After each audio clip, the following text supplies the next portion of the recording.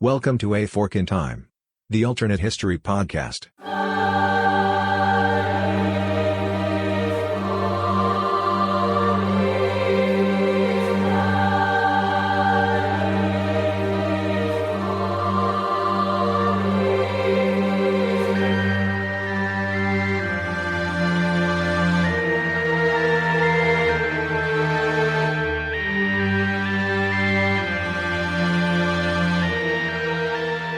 Welcome back to A Fork in Time, everyone, the alternate history podcast. This is Dylan, sitting again in the host chair. I have a very distinguished gentleman with me who has a very famous catchphrase that I'm dragging out to make him wait like he always makes me wait. Chris, do you have anything for the good people at home? Hi, good people. All right, there it is. It's an episode, everyone. We've got Chris Capel in the house, and we are going to take a bit of a detour. We've been mostly spending our time around kind of the late 1800s, early 1900s, especially in American kind of politics and electioneering. So we decided we need a little bit of a break from that. So we're going to kind of time travel a couple thousand years farther back than we typically do. We're going to go back to the early days of the Roman Empire, shortly after it has become the Roman Empire from the Roman Republic. Julius Caesar is dead. The Emperor Augustus is dead. The Emperor Tiberius is on the throne. And we're going to explore a little fork about what would have happened if maybe, just maybe, some of Augustus's and Tiberius's succession plans had actually gone the way that they wanted to when they set them up. And Romans didn't have that nasty habit that they tend to have of just dying at the most politically inopportune times. So what we're going to explore today is what happened if a little man named Germanicus Julius Caesar stuck around a little bit longer. Now, just a point. From now on, he is going to be referred to as Germanicus. Yes. We're going to try and introduce like single person names because you introduce this by saying there's no more Julius Caesar, and yet there is yet another Julius Caesar. Yes, we're going to try and avoid the problem that comes with talking about Romans by avoiding the pool of like 30 names that Romans can't variate from. Everybody's Gaius, everybody's Julius, everybody's Marcus, everybody's Claudius. So we're just going to go with the famous name here. So Germanicus is what this guy's primarily known by. But as you may have guessed, he is in the broader Julio-Claudian family, the dynasty that is basically the early emperors all the way up through Nero at the end of, I think, 68 AD. And that's when you start getting the first of, hey, we don't have any hereditary claim to the throne, but we have this massive army, so we're just going to go stick our butt on the throne at the end of a sword. Anyway, Germanicus is kind of this weird, almost perfect confluence of Roman blue-blooded aristocracy in this sort of Julio-Claudian family. Basically, Octavian, who becomes Augustus, he becomes the Roman emperor. He and his basically best friend turned super general turned almost heir, Agrippa, basically defeat everybody and are the last person standing. Augustus makes Agrippa marry his daughter. They have kids. One of those kids has a son. Wait. No, I don't expect an exact number. What's the gap there? You mean in terms of the relation between Augustus and Germanicus? No, between Agrippa and his new wife. It's like this is Bill Belichick territory. No, it's not quite Bill Belichick territory, but it's getting there. I think she's like 20 years younger because Augustus makes Agrippa divorce his wife and marry his daughter. So there's some of that coming in, but either way, Germanicus is a grandson of Augustus through Germanicus's grandmother, Augustus's daughter. He is also a descendant of Mark Antony, who, flashback to the Second Triumvirate, was married to Octavia's sister. Mark Antony is Germanicus's great-great-grandfather, I think that makes him. He also happens to be a nephew of Tiberius, who is the second Roman emperor. And he is also the legal adopted son of Tiberius. So he is simultaneously grandson of the first Roman emperor, great grandson or great great grandson of one of the other members of the second triumvirate, who basically was one of the most powerful men in Rome. He is also the grandson of probably the most successful direct general of the Roman civil wars that birthed the Republic, Agrippa. And he is both the nephew and adopted legal son of the current Roman emperor. So that is, these are just the biological credentials that this guy has to the throne. We're not even getting into the actual resume stuff. But basically, Germanicus, at this point, we're talking in the late teens AD. So Germanicus has been made Tiberius's adopted son and heir to the Roman Empire, the Principate, as a condition of Tiberius becoming heir and then emperor from Augustus. Augustus had a couple sons, they died.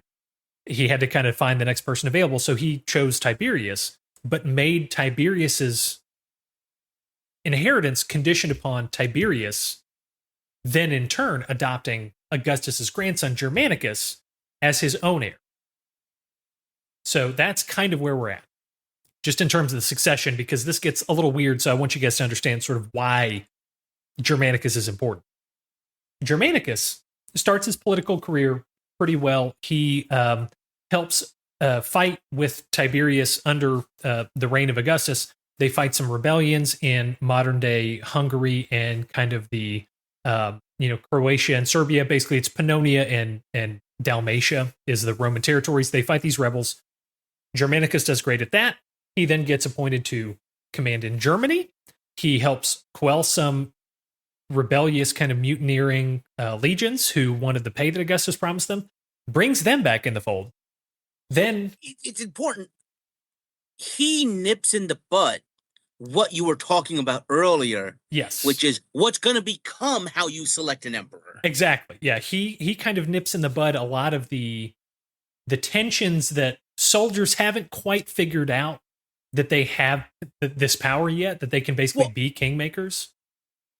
Nobody knows what the rule is. Exactly. This is the first succession there has ever been in the empire. Yes, exactly. Yeah, this is still early days. This is still when all of this is in flux. And Germanicus, one, helps placate these soldiers, but then he also, as he's commander of the German legions on the Rhine, he avenges the Teutoburg Forest massacre, which basically, super short aside, the Teutoburg Forest is, other than Carrhae and Cannae, is probably the third of the big three most disastrous Roman defeats in military history.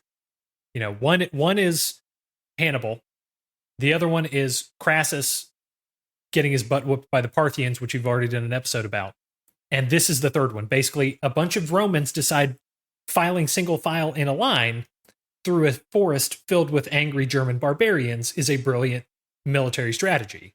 Being led by who? A German prince. Yes. Who's actually a turncoat and Arminius. is leading them into an ambush. Yeah. So these Romans die. They lose the Eagle Standard.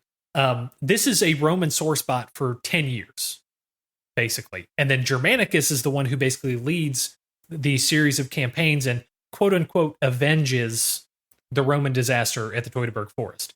So this is Germanicus basically rising hot like a meteor. Basically, the closest political analogy the Romans would have been able to make to what Germanicus is doing is Augustus himself, in terms of his sort of morale with the soldiers, his ability to navigate a room. He was a great people person. He was very charismatic, very popular, and he just couldn't seem to lose. So then, in 17 AD, Tiberius, who's now emperor, sends him to the east, which is a common thing that happens with kind of the heir presumptive. Tiberius got to do it when Augustus made him his heir. Augustus sent Agrippa there back when he was trying to make Agrippa his heir. Basically, Germany is where all the fighting happens at this point. The east is where all the money is made. So you need your emperors to have military experience, but you also need them to understand where the breadbasket, both literally and metaphorically, is in the empire, which is the east in Egypt, Armenia, Syria, this is where all the money side of the empire is. So he sends Germanicus over there. And after a couple of years of kind of sorting things out, in 19, Germanicus is kind of having a little spat with the then governor of Syria, Gnaeus Calpurnius Piso, who we're just going to call Piso because I can't be bothered to say 3 names every time. He's in a spat with Piso, who has been appointed governor and is promptly not doing any of the things that anyone tells him to do as governor. So they're having kind of a little spat. I mean, he is looting, which is pretty big in the job description for a Roman governor. Yeah, but in terms of following orders, he's not doing what he's supposed to be doing. He's just doing whatever he wants. During this spat, basically, Piso supposedly, rumor is, and this is kind of where our fort gets sort of hypothetical, Piso supposedly poisons Germanicus in October of 19 AD. And Germanicus falls ill. Maybe just an illness, maybe poison, maybe black magic. Don't really know. We're going to go with poison for the sake of this episode and because it's more entertaining. But basically, Germanicus dies in October of 19 AD. And in our timeline, what this does, Germanicus dies in 19. Tiberius has one other son, Drusus, who dies in 23. As soon as Drusus dies, Tiberius basically snaps. This is when Tiberius leaves Rome for good, never sets foot back in the city, goes to Capri, gets his feet tickled by little boys and all the other weird stuff that you've all heard of that's very just strange and honestly a little too close to Epstein for our comfort. But one of the things he does is he brings Germanicus's son, who is 7 years old when Germanicus dies, who you may have also heard of because he's not a particularly good Roman emperor when he comes around, by the name of Caligula. That's what happens in our time. By the way, what does Caligula mean? In little something, I forget what. Little boots. Oh yeah, because he would. And how does he get that name? Because he wanders around with Germanicus in Germany at his camp, trying to play soldier, wearing the military boots. And they have little toy boots made for him. Yes. Yeah, I forgot about that part. Yeah. So Caligula, basically in our history, becomes the first crazy Targaryen-style emperor. They have a couple of good ones, and then they strike out with Caligula. It's going to happen eventually. And he only serves for 4 years before he's assassinated. And by the way, even if you read the record of Caligula, he starts out pretty promising. He does. Yeah. You can see there's a turn. Yeah, especially because this is a 24-year-old who lost his dad at 7 and then had to go live with the weird uncle on the Magic Island. Like, he started out okay. But then you give a 24-year-old unlimited power, things tend to go south a little quickly. But in this timeline, we're going to see if we can't avoid all of that entirely. And Chris, what are we going to say happens to Germanicus in this episode? So he would call him the runner-up to be the second emperor. And by the way, almost a generation younger. So it's one of those, you always hear about, like with American politicians, they can wait their turn.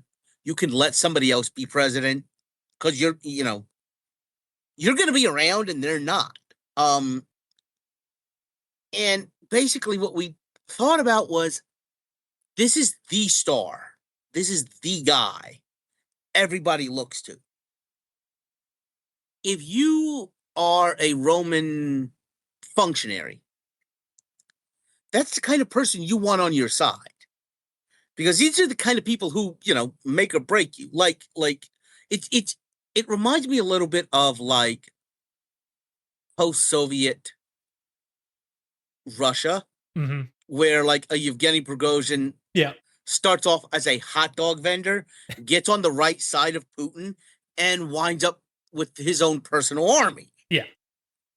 Like, it's really like that. So, there's what's the Roman equivalent of a hot dog?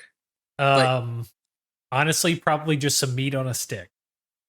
But basically, somebody who is involved in this, and to take a step back, there's a lot of suggestion that, one, it's Piso ordering this so that Germanicus doesn't report him back for a level of corruption that's staggering even for a Roman emperor.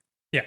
But there's also the suggestion that Piso does this on the explicit instructions of Tiberius. Yeah. Just to get this person out of the line of succession, the line of threat kind of deal. Yeah. But of course, Piso isn't like actually doing this himself. He has house people. He has conspirators. And what if one of them tips off Germanicus? Basically, everybody looks at Germanicus and knows he's going to be something.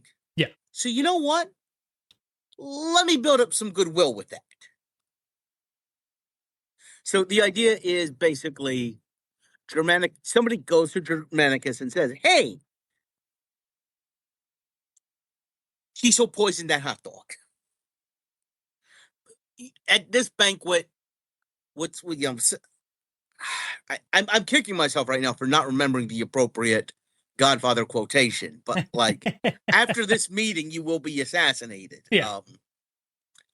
And so he doesn't show up to the meeting. He has a sniffle that day, and he does not, and he's not. Yeah, he stays home, doesn't go to the thing, and that saves his life. It's like Caesar not going to the forum. Right. So, if he survives this, Tiberius stays in power. Yes. Basically his natural line. Yeah. So, how long are we talking until there is a succession? So, this is 19 BC, Tiberius dies in 37. So, yeah, sorry, AD. So Tiberius dies in 37. So we're talking basically not quite another 20 years. Because Tiberius is basically 30 years older. Mm-hmm. Not quite, but basically 30 years older than Germanicus. So Tiberius lives, he dies in 37 when he is 77. So if we assume Tiberius dies in 37 at 77 still, that puts Germanicus right at kind of late 40s, early, right at 50, which is kind of in the Roman political system, peak political like supremacy age. If you look at Julius Caesar, that's to this day, that's young president. Yes, exactly. That's like Teddy Roosevelt, Bill Clinton, JFK. Yeah. That's about the time they do it. Yeah, and in the Roman system, it's much more rigid. The Romans have the cursus honorum, which is like 7 or 8 offices that you must go through, like on a ladder. Is it much more rigid, though? Well, is it much more rigid if your name happens to be Germanicus Julius Caesar? Originally, it's much more rigid. And at this point, they're still going through the motions, at least, even though they are starting to say, hey, you're going to be consul when you're 25. They do still at least as opposed to like 40. Was what, like 30? Yeah, if you were under the Old Republic. Yeah, under the Old Republic. So there's still the vestiges of that. They haven't.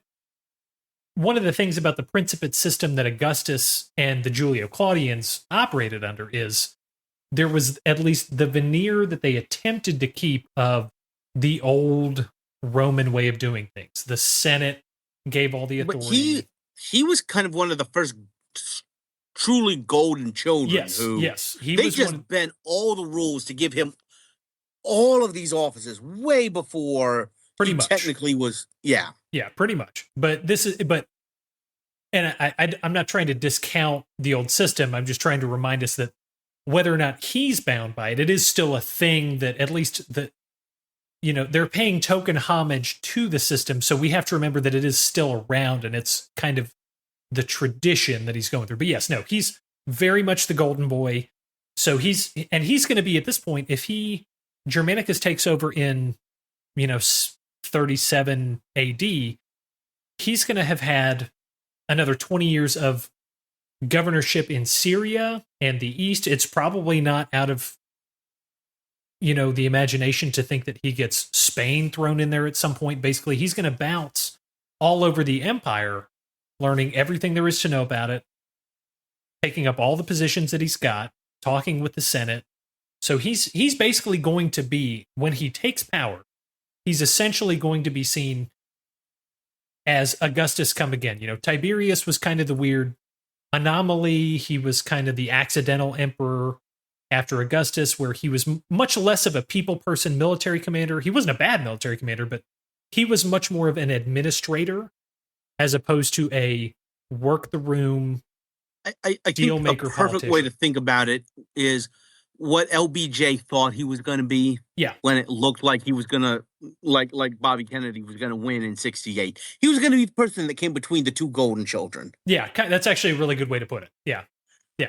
So that's basically Tiberius. And then Germanicus will say, upon taking the throne in 37, he is basically like Augustus come again. He is the ultimate blue blood. Like, imagine if all of the Roman Avengers were wrapped into one guy. That's basically what Germanicus would be at this point. So the question, I think, becomes the first question, I think, becomes, what would a Germanicus reign look like? And I think, honestly, probably, boots on the ground, probably not a ton different from what your kind of normal Roman emperor would do, at least at first. Public works, public games, build some fancy marble buildings, do some stuff for the Senate. But eventually, he's going to want to make his own name. And I know, Chris, you have something you want to say, but I just want to say one more thing. He's going to butt into this almost Washington-esque pronouncement that Augustus had never really made, but had kind of underwritten a lot of the things that Augustus did, which was, Rome is probably as big as it needs to get. Because we're already having enough trouble keeping what we have. We don't necessarily need to keep going and getting more territory. We just need to make sure what we have, we keep. And that's, like I said, not an official Washington style, no political parties, no entanglement in foreign affairs kind of speech, but it is very much a thing that Augustus was known for. And I think that's going to be the first possible thing that might change from our timeline if we have Germanicus take over from Tiberius instead of someone else. I think I like your idea, and I like the idea of Germanicus the Avenger. For two reasons. For two things. One, he got his name with Tiberius avenging Arminius. Yeah. Teutoburg. The other thing is, thank you, Helena Nash, somewhat because you live there. Going to be perfectly honest about that. But I think the other place that, if you're trying to paint yourself as up to the level of another Julius Caesar, the first Julius Caesar, maybe you go after Britannia. And by the way, not long after this, Claudius does, and Rome does colonize. I'm trying to channel Alexis and not say the wrong one. England basically takes over England, not Britain, not the kingdom, but Britain, kind of up to where the Scottish border is today. Yeah, basically. I think Germanicus would, he would inevitably kind of run into that pressure to do something. I think the only question is, you say Britain, I'm actually kind of inclined to think it might be Germany. And that's only because, one, he's got much more experience in Germany than in Britain. He's familiar with the territory.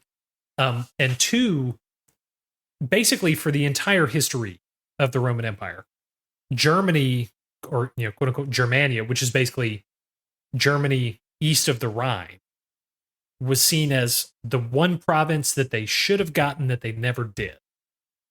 So it has almost this kind of mystical romantic appeal for Romans in terms of not quite a lost province, but a province that never was. But go back to the first sack of Rome.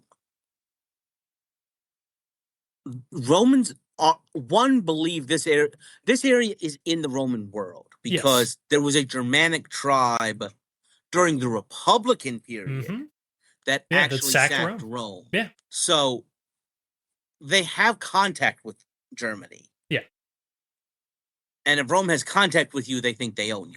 Yes. But it's a really interesting interplay of both they're just a bunch of blue-faced, kilt-wearing maniacs out there versus these people are the only ones ever to take over Rome. And Yeah. it's this weird dichotomy of both they're foreign, below us barbarians, and yet, And they're also terrified of.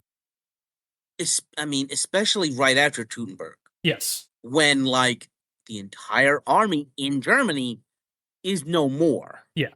There is nothing between like the Rhine and the Rubicon. Yeah. And that's the other reason why I'm thinking it might be Germany instead of Britain, just because there's the immediate Roman memory Sure. of offenses by the German people. So there's also one more legion. There's also one more eagle. Yes, exactly. Yeah. So I think, Parthia, I think at least for the next 200 years is going to be too rich for them to be the ones to go after. So I think it's either Germany or Britain. I think that's one of the two. I tend to think more Germany to say like the Elbe River, because they need another river to get to, because that's how the Romans work. Right. But it's either that or Britain. It's basically those are the two options. And the thing is, I feel like his name is Germanicus. Yeah, he's already checked that box. But what if you check it twice? I mean, then you just have a very thick check mark. That might be the name of the episode, a very thick check mark.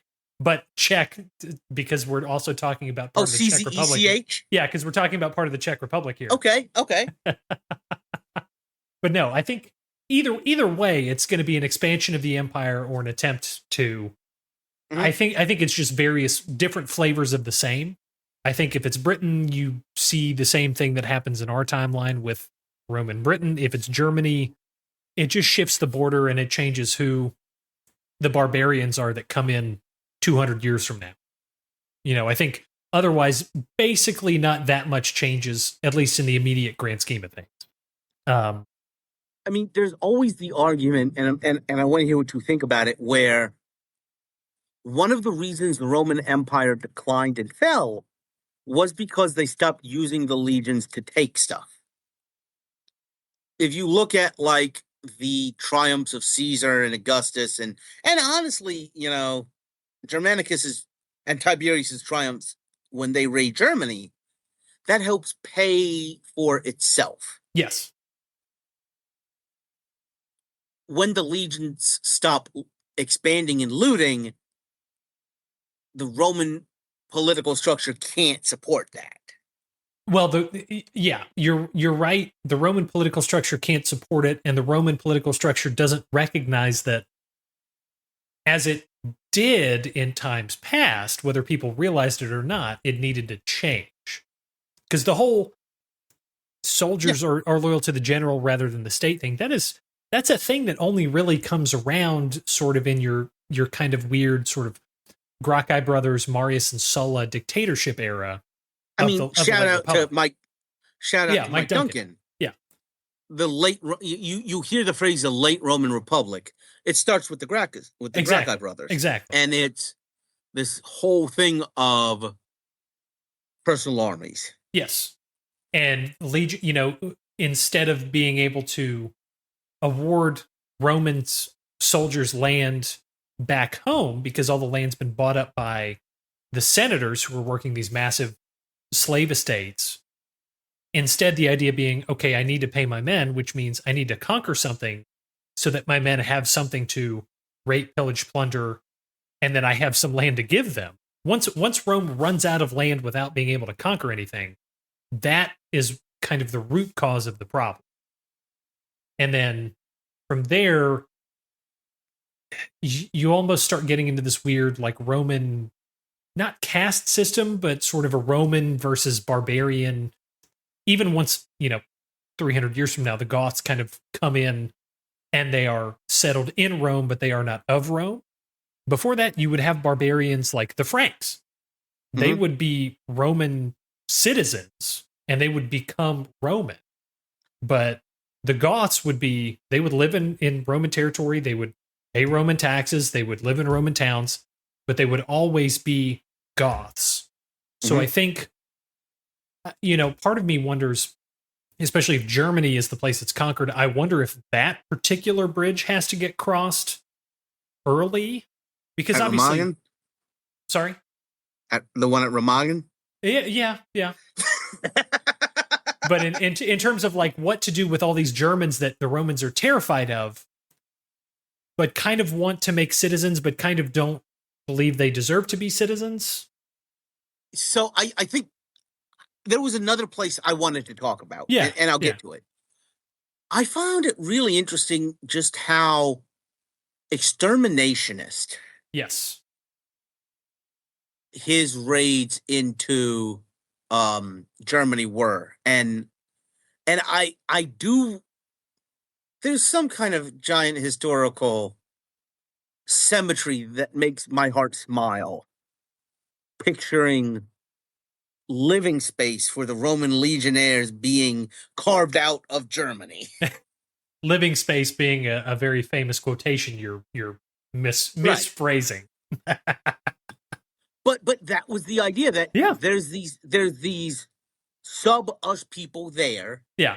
We need to clean them out, and once we do, there's all of this land which we can give to our own people. Yes.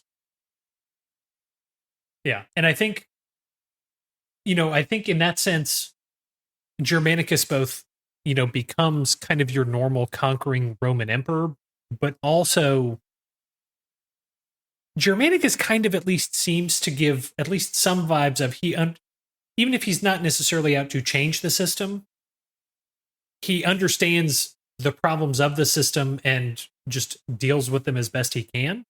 So he's willing to negotiate with the legions to give them this territory in Germany, but he's also not going to be completely power mad. So he's not going to go out to trample all of Germany. He's just going to say, okay, we're going to get some territory. I'm going to do my thing. I'm going to give my soldiers what I got to give them, but I'm not going to he's not going to try and take over Poland. He's just going to go, okay, I'm going to take part of Germany, get to the Elbe. No point going further. Let's not overextend. I'm not even sure if it's Elbe. I think it's I think what we call the Rhineland. I mean, you think about Julius Caesar was so amazing for the Romans, because he took over all of France. Yes. Most Roman generals add 2 provinces. Yeah. If they are, Pompey level, like Caesar, the guys. Yeah. So I don't, you don't add whole modern European countries. Mm-hmm. I think maybe he looks at the Elbe Germany as too big, and he starts biting. Yeah. Yeah. He just takes a chunk or 2 chunks and he's like, okay, this is my piece. That's it. I don't need to go any further. Yeah. Mm-hmm. So, I do think the other thing that I want to talk about kind of about Germanicus, and then I think maybe we can kind of get into what happens after him, is Germanicus becoming emperor also creates a kind of a more, not primogeniture, but a more hereditary sense of the Roman principate than we got in our time. Because, Augustus basically gets Tiberius because he has no other choice. Tiberius basically gets Caligula because he has no other choice. Caligula dies. His uncle, Claudius, then becomes emperor because there's nobody else around. Mm-hmm. Nero becomes the emperor because he's the son of Claudius and there's nobody really else around. Who, by the way, does completely natural causes. Yes. Which in this story needs to be stressed. Yes, when that happens. Yeah, this is the last time in kind of our history when, at least until you get to the 5 emperors, sort of in the late 100s, that anybody dies of natural causes. So, but it's also, this is the last time when any of the immediate Julio-Claudians have enough family stability that they can actually get, hey, my son or one of my immediate descendants is going to be the next emperor. before they have to start just adopting whoever they can find that might fit the bill. So if Germanicus becomes Tiberius's heir, that reinforces a certain hereditary aspect of the Principate that wasn't quite to this level in the real timeline. But I think, and again, it's not a monarchy, so to speak. It's not a primogeniture, direct lineal inheritance, so to speak. But I think with Germanicus coming aboard, that part of it is going to be more subtly reinforced than we see and think of in our time. I realize what I'm about to say is going to sound weird. I think it's a meritocratic monarchy. Yeah, that's a good. Yeah, you've got a certain number of options, but you do not feel the need to let Nicholas II Romanov take over.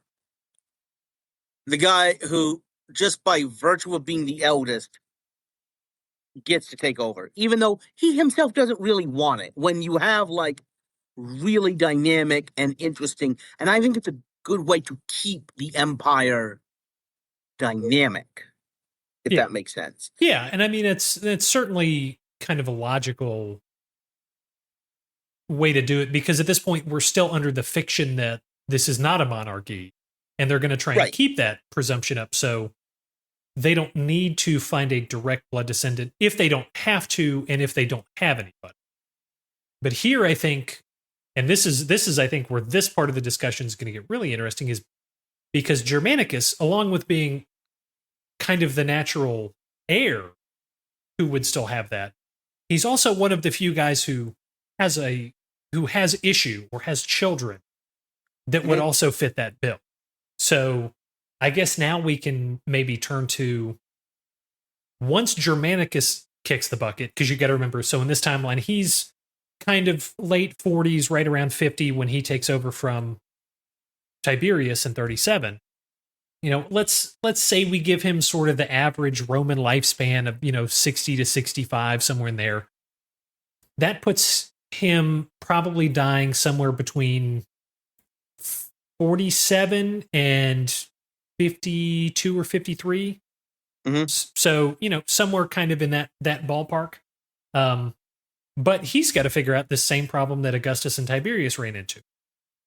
The only advantage of Germanicus is, at least in our timeline, Germanicus had 8 kids, I think, 6 or 8. He had not that having a ton of kids was uncommon, but Germanicus had a ton of kids that we know about. Because I'm getting real RFK Senior vibes from that, honestly. It really kind of is. Yeah, it is. It's very similar, because he's either going to have, he's got, I think, 3 daughters and 3 sons, and 1 son and 1 daughter both die, or 2. No, he's got 4 sons and 3 daughters, I think. 2 of the sons die kind of in infancy, but that still leaves him with 2 sons and 3 daughters that he's got to either make political marriages with or to outright give his authority to when he dies.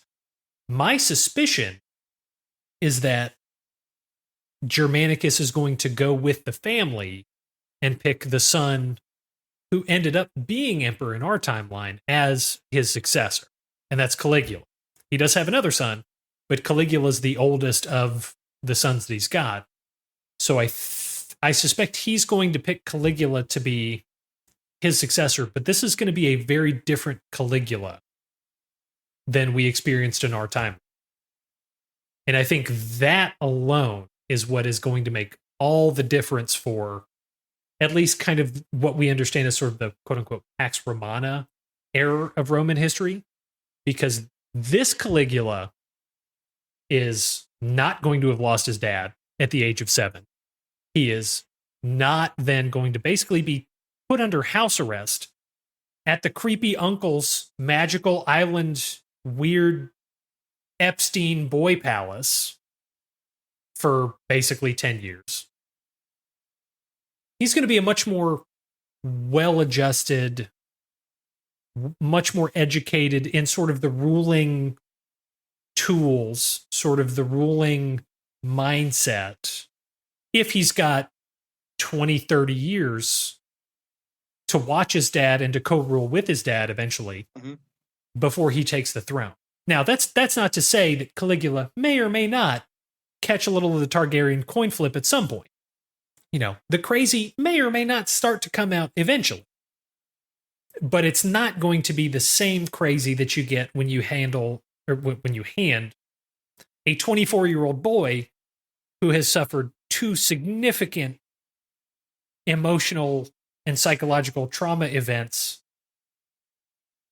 when he's still an adolescent, the keys to complete and unparalleled power over most of the known world.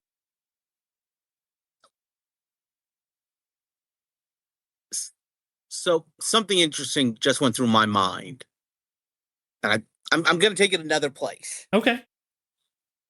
So, what are the basic date range of like a Germanicus's reign?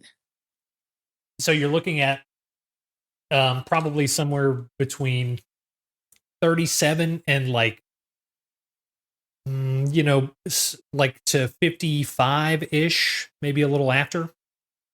Okay. Reason I'm asking is, so let's kind of play out what you were talking about, where he is sent. You know, the East is where you go to train. Yeah. The East is where the next emperor goes. That means he'd be in the East in the mid to early 30s, right? Caligula? Yeah. No, he wouldn't be in the later East. 30s. No, because Germanicus wouldn't even be on the throne until the late 30s. Okay. So Caligula would probably be in the East with his father, I would say. But yeah, with his father in the late 30s, he'd probably have command or governorship of the East in his own right, probably kind of in the late 40s. Because what I'm getting at is something happens in the East in the 30s, in the early 30s. Yeah. Talk about that and talk about what you think, how does Germanicus affect that? Well, what specifically are you thinking of happening in the East in the 30s? Basically, the timeline of the First Testament. The New Testament. Okay, that's what I thought. I just wanted to make sure. Yeah. Because the 30s is basically when, I mean, obviously Jesus dies, but also that's when you begin to see sort of the. I mean, there's kind of a gap where like Jesus is born, and then in the late 20s, 30s, he's a fully fledged adult going around doing Jesus stuff. Yes, exactly. And I think, in the late 30s, it may not be as much of a thing because obviously that's right after, the crucifixion, right? All of that stuff. But if you get to the mid-late 40s, by this point, it's going to be more of the Great Revolt. Well, the Great Revolt, but also kind of the apostolic diaspora, where the apostles start going into some of the Greek colony cities and all of that. I don't know if the spread of Christianity, or sorry, let me rephrase that. I don't know if the Roman emperors pay all that much attention to Christianity at this point,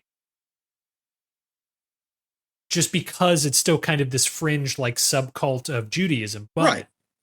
I do think if you have Caligula, who, we'll be honest, probably was going to show some tendencies towards mental imbalance no matter what, anywhere near the East in the middle of the Great Revolt. Yeah. Then you have much more interesting and problematic things happen, especially if this is a Caligula after he's given sole control of the East, or basically governorship of the East, and he basically can do whatever he wants. I have to imagine the Great Revolt is going to be much more unpleasant. And honestly, I almost wonder if that would make it better for Christianity in the long run, just because Christianity has a more natural early foil to play off of. In terms of, I mean, keep in mind, we have the foil of Nero feeding Christians to the lions. Yeah. How much more one do you want? Well, that's why I was bringing that up, because this is going to be that instead of Nero. But this is going to be a foil not in Rome, but in the East itself. Mm-hmm. So I think that is going to be more of an interesting distinction too. So it's kind of one of those things. It's hard to predict exactly how it might go, but like I said, I can definitely see Caligula, if he's around when the Great Revolt happens, coming down with a much harsher hand that creates much more simmering kind of Jewish and Christian resentment of Rome. You almost wonder if there might be an extra couple of revolts that didn't happen in our timeline. Long term, I almost wonder if, depending on how simmering those revolts get, if the Romans decide at some point to just make it a client state instead of a true territory and put one of the, why can I not think of Herod the Great's house name? Antipater? I can't remember. I'll take your word for it. Yeah. But basically resurrect one of the old Jewish royal houses and create a client state, just so that they can let the Jews rule the Jews, and then the Romans don't have to deal with it as long as they get their taxes, because they're tired of all these revolts that they keep inadvertently causing. And then what that does, from a religious perspective, I think could be, it's very hypothetical. It's very kind of knock on down the road, but it is very interesting to kind of wonder. And that makes me think, if, just for hypotheticals, let's say something like that happens, where Caligula's in the East, stirs up Jewish revolt. Basically, the long and the short of it is, as a result of Roman oppression and mismanagement leading to long-term simmering revolts, the Romans decide to create a Jewish client kingdom rather than an out-and-out Roman territory. That removes some of the immediate border between Rome and Parthia, which I think... And it also helps Christianity spread throughout the East. Well, it helps Christianity spread. I guess I'm thinking more from the Roman geopolitical perspective of things. Mm-hmm. Immediate term, because basically after Caesar conquered the Gauls, and after Rome basically washed its hands of trying to conquer Germany in our time, the only other enemy that it had that was really even a remote threat on its own level, other than, sheer Roman incompetence, was Parthia. Basically, until Attila the Hun shows up and the Goths show up in the 300s, Parthia is the only kid on the block that can even attempt to rival Roman power.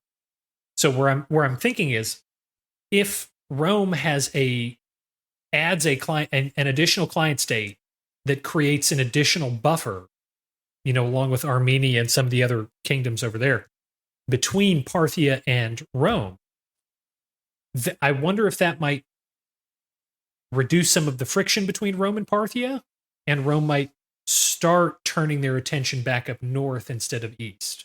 I mean, because we already talked a little bit about the idea of a Germanicus annexing, I'm going to say, the Rhineland. Yeah. But every new emperor wants to add a state or two of modern, They want to get a triumph. They want to live up to, emperors previous. And slowly but surely, the German areas get chipped away at. Yeah. Yeah, I think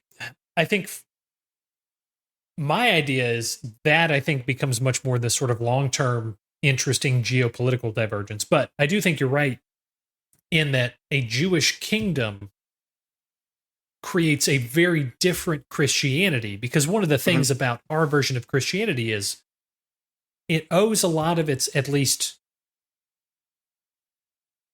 ecclesiastical structure to, this is probably the wrong word to use, but essentially leeching off of Roman religious hierarchical organizational structures, which is different from it benefits from the fact Jewish. That it's domestic rather than foreign. For the easiest way of explaining it. It benefits from the fact that its adherence and its kind of center is within the same polity. Yes. So it can exploit the mercantile networks yes. to set up Peter in Rome and to set up all of these other places. Well, and that, and they have the familiarity with, and so they can have an easier time either copying or kind of piggybacking off of Roman theological festivals, like Festivus, Saturnalia, whatever you want to call it, the thing that happens on December 25th, various other festivals like that.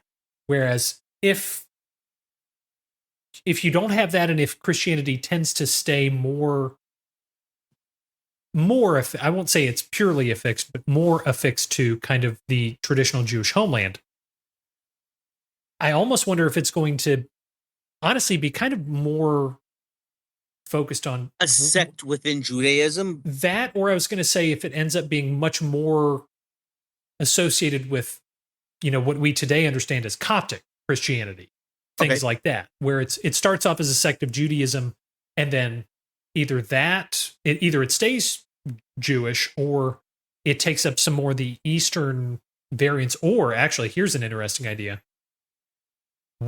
Instead of blending with kind of Roman religious traditions, they're right next to Parthia, so the implications of Christianity melding with Zoroastrianism are really kind of fascinating.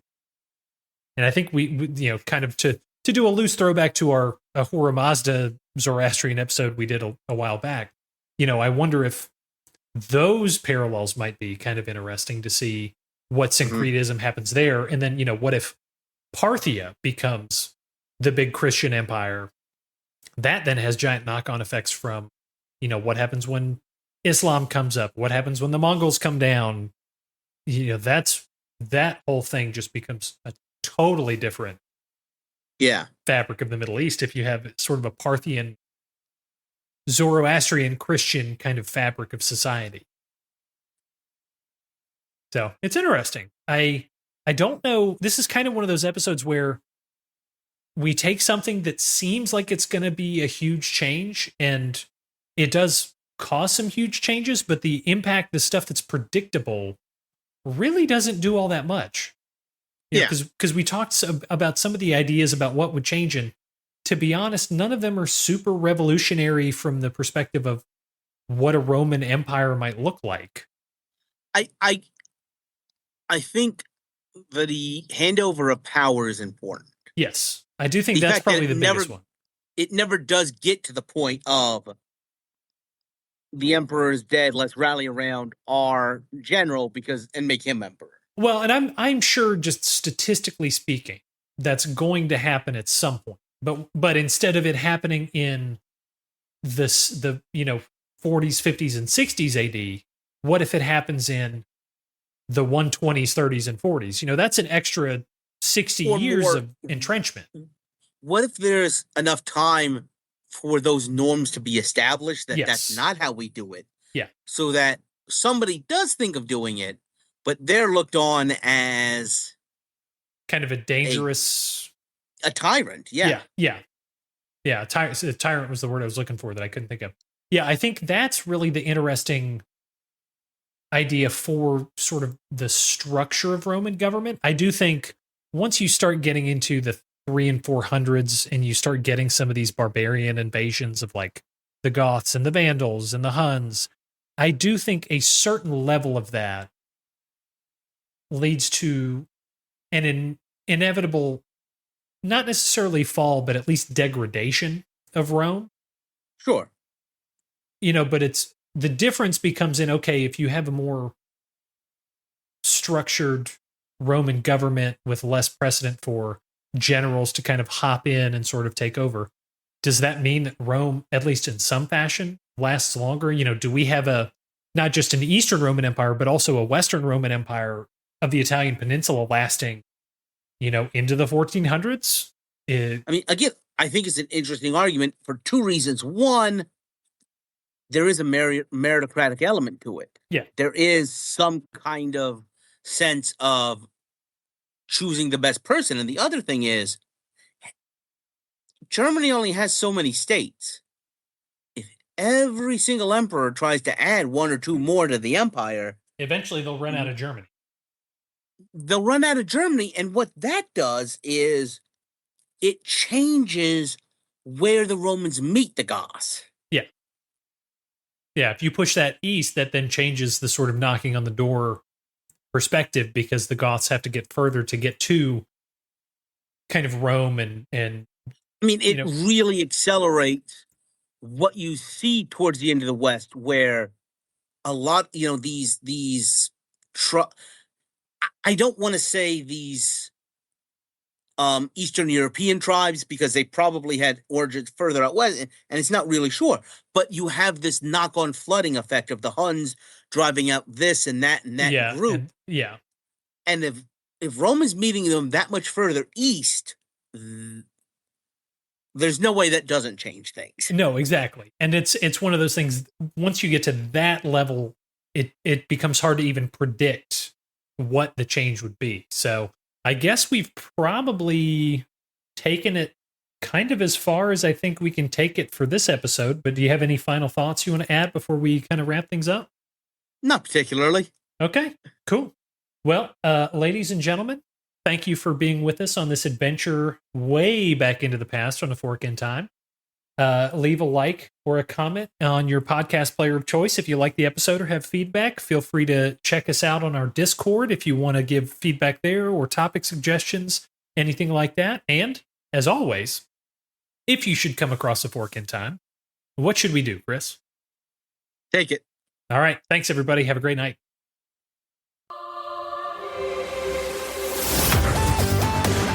Thanks for listening to A Fork in Time, the alternate history podcast.